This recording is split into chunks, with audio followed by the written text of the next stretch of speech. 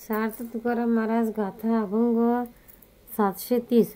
पृथक मी सांगो किती धर्मनीती सकळा, पृथक मी सांगो किती धर्मनीती सकळा, अवघियांचा एक ठाव शुद्ध भाव विठ्ठली, अवघियांचा एक ठाव शुद्ध भाव विठ्ठली, अक्षरा अक्षराचा भाव करा लाग पंढरी हे, अक्षरा अक्षराचा भाग करा लाग विठ्ठले, तुका म्हणे आगामीचे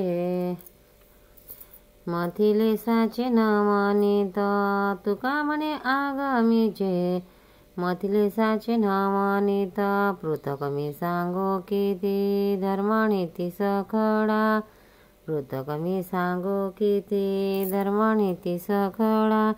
अर्थ तुकाराम महाराज लोकांना म्हणतात, मी प्रत्येकाला वारंवार धर्म आणि नीती किती सांगू, सर्वांना विठ्ठलाच्या ठिकाणी शुद्ध भाव ठेवावा, हेच धर्म आणि नीतीचे तात्पर्य आहे। तो अक्षर रूप विठ्ठल पंढरपूरला आहे, तिकडे सर्वांना जावे। सर्व शास्त्ररूपी दही घुसळून काढलेल्या सारभूत लोणी म्हणजेच विठ्ठल हे दैवत आहे। सार्थ तुकाराम महाराज गाथा अभंग 731।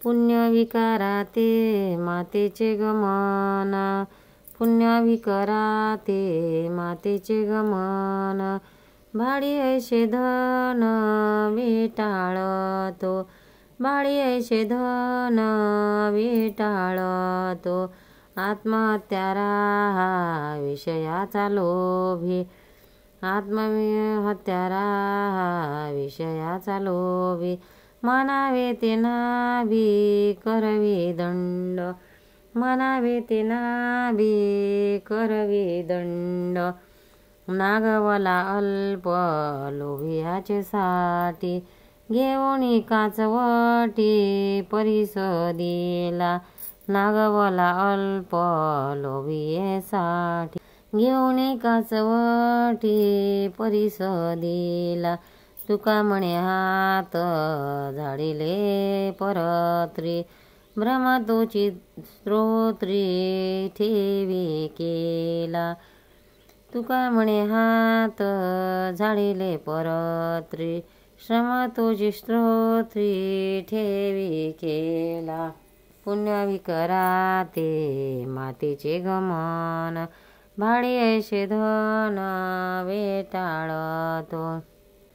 अर्थ तुकाराम महाराज म्हणतात, भगवंताची कथा आणि गायत्री मंत्राचा जप इत्यादी पुण्यकर्माचा विक्रय करून मिळवलेले धन हे भाडे घेतल्याप्रमाणे होते आणि त्याने दोष लागतो। जो विषय लोभी आहे तो आत्महत्यारा समजावा, त्याला आश्रय देऊन अभय देणे म्हणजे आपण यमदंडाला पात्र होणेच आहे। परीस देऊन त्याच्या बदल्यात काच द्यावी, तशी अल्प विषयाच्या लोभाने परमार्थ रूप महालक्ष्मीची विक्री करणारे नागविले जातात।